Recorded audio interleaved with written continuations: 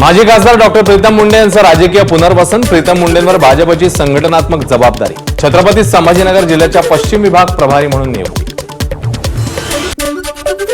मुंबईत मेट्रो 4 लाईनवर स्लॅब कोसळला. दुर्घटनेला कारणीभूत कंपन्या प्रकल्प पूर्ण होईपर्यंत कायम. MMRDAचा धक्कादायक निर्णय. दंड ठोठावून काळ्या यादीत टाकण्याचा निर्णय झालेल्या कंपन्या. 14 फेब्रुवारीला झालेल्या अपघातात एकाचा झाला होता मृत्यू. मुंबई पुणे द्रुतगती महामार्गावर उद्यापासून वाहतूक ब्लॉक. मुंबई वाहिनी गुरुवारी तर पुणे वाहिनी शुक्रवारी 3 तासांकरता बंद. डोंगरगाव कुसगाव भागात दुपारी 12 ते 3 दरम्यान राहणार बंद. बीडच्या मसाजोगचे सरपंच संतोष देशमुख हत्या प्रकरणाची पुढची सुनावणी 7 मे रोजी होणार. सरकारी पक्षाकडून पेनड्राईव्ह मध्ये देण्यात आलेले डिजिटल पुरावे अपूर्णच. आरोपीच्या वकिलांचा युक्तिवाद.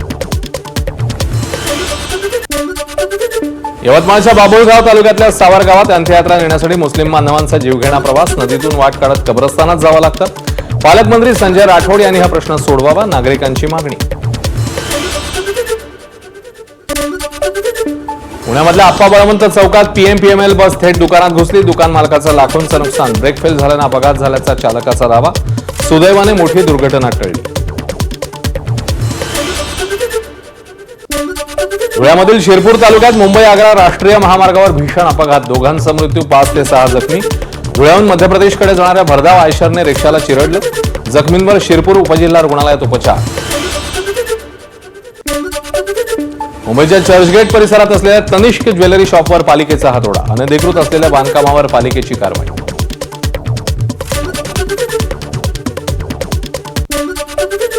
जळगाव जिल्ह्यातील पाळधीमधील 38 वर्षीय व्यक्तीचा उष्माघातानं मृत्यू झाल्याचा संशय. जितेंद्र पाटील असं मृत्यू झालेल्या व्यक्तीचं नाव. दुपारी कामावर असताना अचानक डोकेदुखी, चक्कर. जळगाव शासकीय वैद्यकीय महाविद्यालयातल्या डॉक्टरांनी तपासांती केलं मृत घोषित.